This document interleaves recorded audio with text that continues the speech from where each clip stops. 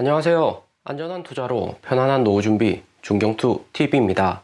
네, 1월 21일 금요일입니다. 비트코인 43,000달러 플러스 2.9%, 이더리움 3,200달러 플러스 3%, 에이다, 솔라나, 리플, 도지 전체 코인 다 초록불 반등 나왔습니다. 1월 20일 바이든 대통령 취임 1주년 기자회견이 있었고, 기자회견 통해서 근래 가장 큰 이슈인 인플레이션율 일시적이다, 올해 안에 해결 가능할 것이다 발언을 하면서 주식이나 코인 모두 반등이 나왔고요. 거기에다가 알파벳, 구글이 페이팔 모바일 결제회사 임원이었던 아놀드 골드버그 채용을 하면서 코인 산업 확장하고 있다 계획을 발표했고요. 이번에 구글이 채용한 아놀드 골드버그는 앞으로 구글 결제부서 운영을 담당하고, 구글 향후에 코인 결제 또한 바로 가능하게끔 변경 업데이트하는데 핵심적인 인물이다 이야기를 했습니다. 구글의 코인 산업 진입이 본격 발표되고, 비트코인 가격은 플러스 1,000달러 정도 상승을 했고요. 바이든 대통령 구글 호재로 코인 단기에 반등은 왔지만 1월 27일 FOMC 여전히 염두에 두셔야 됩니다. 1월 20일 영상에서 꼬시기 후 하락을 조심해야 된다 자세히 설명을 들었고요. 비트코인 45,000달러에 물린 투자자들 많기 때문에 비트코인 45,000달러 도달한 즉시 물량 다 털어버릴 가능성 존재합니다. 또 1월 27일 막상 금리 인상 발언 나오는 날 3월 금리 인상하겠다 8월장 이야기한다고 해서 당장에 크게 하락 오는 것보다 이미 선반영이 되어 있다는 것을 시장은 알고 있습니다. 1월 27일에 비트코인 다시 45,000달러 부근까지 상승을 하면서 개인 투자자들이 이제 코인 시장 안전하다, 3월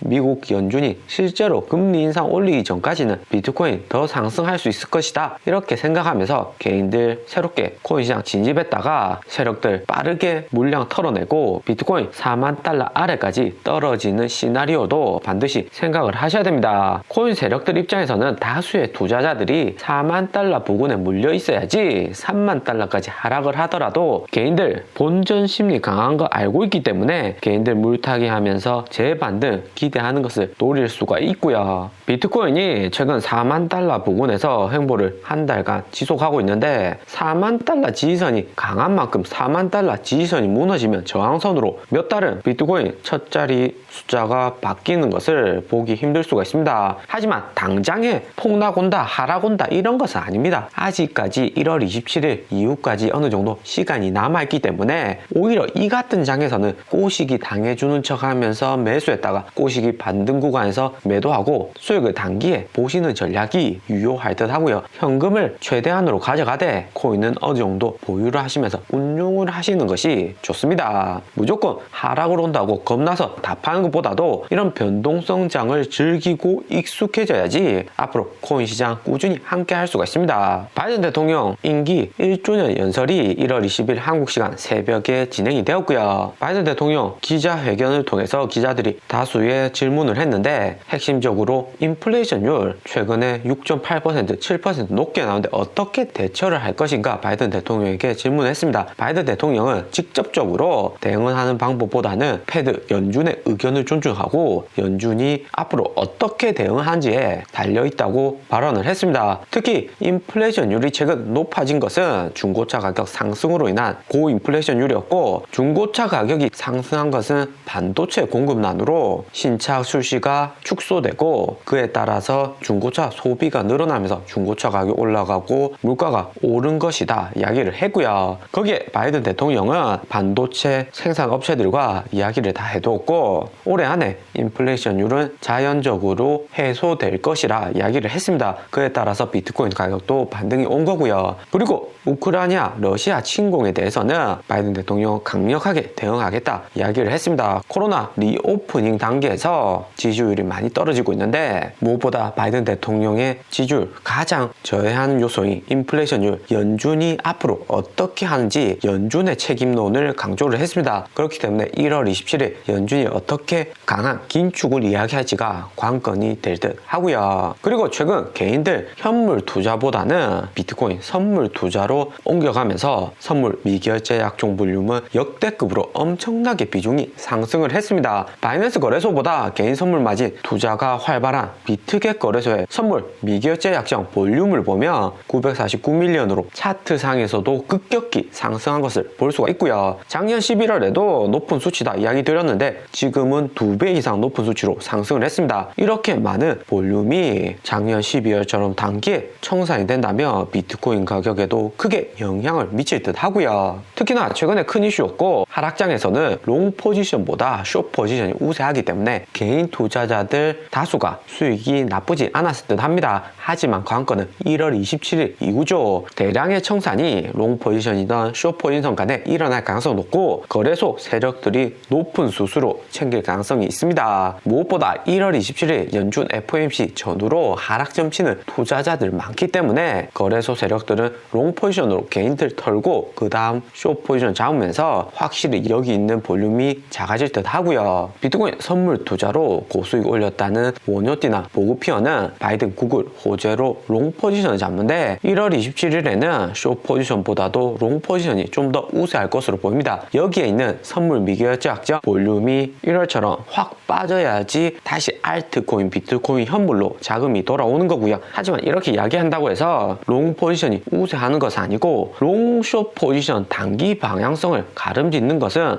거래소 세력들일 가능성이 높습니다. 거래소 세력들은 개인 투자자들 어떻게 포지션 잡고 어느 정도 비중을 투자하는지 다 알고 있습니다. 또 어떤 포지션을 거래소가 잡아야지 고수익을 올릴 수 있을지 컴퓨터 알고리즘으로 다 계산을 해두고 있기 때문에 개인들이 다수가 롱 포지션을 잡는다면 숏 포지션을 잡으시고 숏 포지션을 다수가 잡는다면 롱 포지션으로 바꿔가면서 투자하시는 것이 좋을 듯 하고요. 작년 11월 10일처럼 미국 인플레이션율 6.8% 역대급 높은 수치 나오는 뻔한 악재에서도 비트코인 가격이 단기에 상승한 것이 거래소 세력들 최대한 수익을 얻기 위해서 우선적으로 개인들 청산 대량시킬 수 있는 구간으로 먼저 움직이고 그 다음 코인 가격을 하락시키는 겁니다. 특히 1월 20일 비트코인 42,000달러대 보면 나스닥 지수는 14,300포인트까지 하락을 했는데 비트코인은 오히려 42,000달러까지 반등이 나고요. 코인이나 나스닥 전체적으로 비슷하게 큰 그림 움직이지만 비트코인 최근 횡보장에서는 최단 거래소 세력들에게 유리한 방향으로 비트코인 가격 움직일 가능성이 높습니다. 그렇기 때문에 개인들 수익률이 마진 투자에서는 절대로 높을 수가 없고 마진 투자는 적정 비중으로 하시고 오히려 하락장 이후 반등 날 수 있는 구간에서 현물로 안전하게 수익 보시는 것을 추천드립니다. 절대로 마진 투자로 손실 커서는 안 되고 현금 적정 비중 들고 계셔야지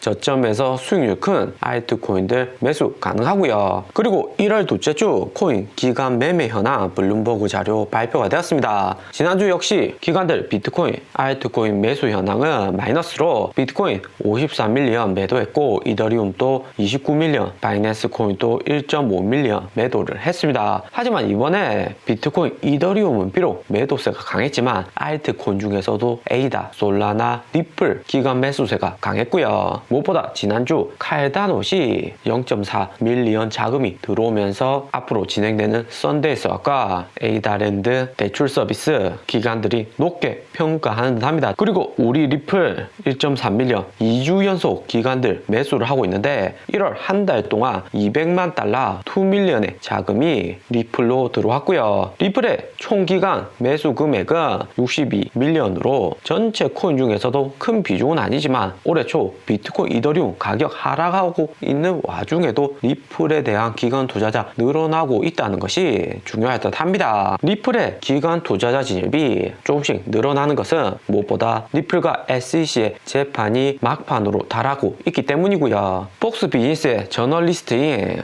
엘리노 워터렛은 2018년 6월 13일 증권거래위원회 변호사들이 리플에 대해서 조사했지만 리플이 유가증권이 아니라는 것을 밝혔다고 트윗을 했습니다. 엘리노 워터렛은 19만 팔로우 보유한 유명 저널리스트고요. 리플이 SEC와의 소송 진행된 2020년 초만 해도 전반적인 이해도가 낮았습니다. 하지만 작년부터 리플에 대한 대중의 관심은 늘어나고 이해도도 커지면서 SEC의 리플 소송이 크게 문제가 있다는 것을 느끼는 듯 하고요. 리플 재판 종료의 압력이 강하게 들어오는 것이고, 제레미 호건 리플 전담 변호사는 올해 4월에 리플이 재판 종료될 것이다 이야기를 했고요. 리플이 SEC 재판 종료가 되면 본격적으로 리플이 하고자 하는 국제 송금 결제에서 큰 영향력을 행사할 수 있답니다. 개인이 주로 이용하는 거래소간 코인 거래소도 리플이나 트론, 수수료 저렴한 코인들 메인으로 이용되듯이 리플이 SEC 소송 종료되고 코인베이스 상장되는 순간 기간들 동안 안전하게 리플을 통해서 수수료 저렴하게 빠르게 송금을 할 듯 합니다. 오늘의 영상은 여기까지입니다. 좀 더 디테일한 투자 정보가 필요하신 분들은 커뮤니티로도 자료가 공유되니까 멤버십 가입과 구독 부탁드립니다. 감사합니다.